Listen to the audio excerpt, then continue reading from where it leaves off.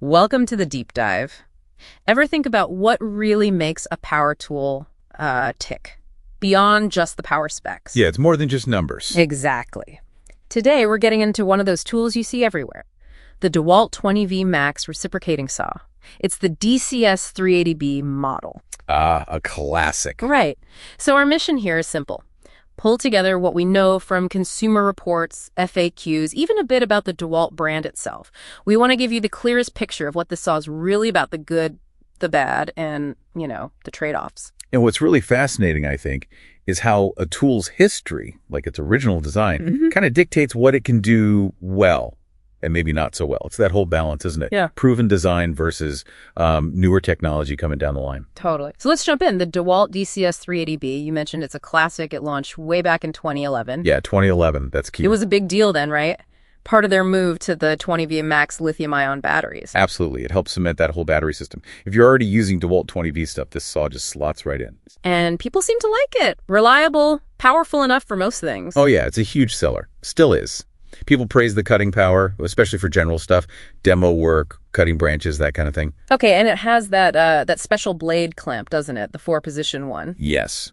That's probably its most innovative feature, honestly. It lets you mount the blade vertically or horizontally. Which sounds incredibly useful for awkward cuts, like in demolition or tight corners. It really is. Super flexible.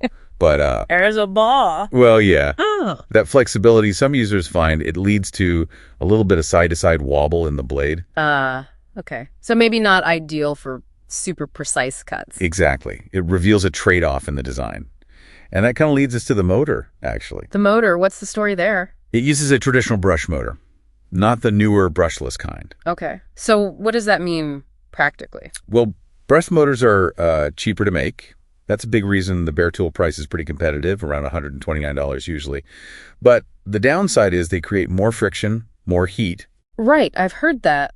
More friction means? More vibration for you holding the tool.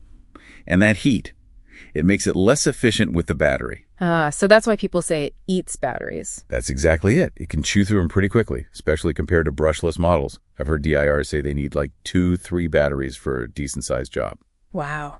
Okay, so vibration leads to fatigue, drains batteries faster. Does it affect how long the tool itself lasts? Especially for pros using it day in, day out. That's the critical question, isn't it? For someone doing heavy work constantly, yeah, the vibration is tiring and the battery swapping is a pain. And there are some potential durability concerns long-term with that brush motor under really heavy, continuous professional use. So who should be buying this saw then? It sounds like maybe not the full-time contractor. Yeah, probably not for someone who needs top-tier performance and efficiency every single day, but for a DIYer. A homeowner, even say a semi-pro who uses it occasionally, it's actually a fantastic value. Especially if you already have the DEWALT batteries and charger. Exactly. That's where the value really shines. If you're already in that ecosystem, it makes a ton of sense. Okay, good distinction. Let's hit some quick practical points from the FAQs. It is cordless, runs on the 20V Max platform. Yep, totally cordless. Safety switch. Yes, standard lock-off switch, important feature. And changing blades. Easy or fiddly? Super easy. Keyless lever clamp. You just flip the lever, swap the blade, snap it back. No tools needed. Nice. But usually no case included if you just buy the bare tool. Generally, no. That $129 price is typically just the saw itself, something to keep in mind. Gotcha. Now, you mentioned the history. DEWALT wasn't always this pro-focused brand, was it? Something about Black & Decker. Right. Black & Decker actually bought DEWALT way back in 1960. But the DEWALT brand we know today, the yellow and black, the guaranteed duff, that was basically relaunched in the early 90s. They used what some called an Acura concept. Like Honda creating Acura for luxury. Exactly. Black & Decker repositioned DEWALT to specifically target the professional trades market, differentiating it from their consumer lines. And that guaranteed tough image influences how even this older DCS380B is built. It's still meant to be pretty robust, even with the brushed motor. Huh. Interesting backstory. Okay, let's wrap this up with the bottom line. Bang for buck. How does it score? Well, it's kind of 2 scores, right? How so? If you already own DEWALT 20V Max batteries and a charger, this saw is amazing value. Adds tons of capability cheap. I'd give it maybe a 9 out of 10. Okay, high marks there. But Yeah. If you're new to DEWALT, you have to buy the batteries, the charger. Suddenly, that $129 tool costs you maybe $250, even $300 all in. Right, and at that price point? Yeah, at that price, you're competing with newer, maybe brushless options. So for a new user, the value drops, maybe more like a 6 out of 10. Makes sense. So the final takeaway? Look, the DEWALT DCS380B is a solid, versatile saw.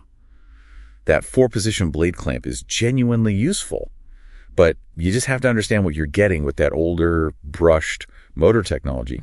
You're trading off some vibration and battery life for a lower entry cost. So it really comes down to knowing what you need and what tools you might already have. Like we saw, even with a good overall score, maybe 80 out of 100, the best tool always depends on your specific situation.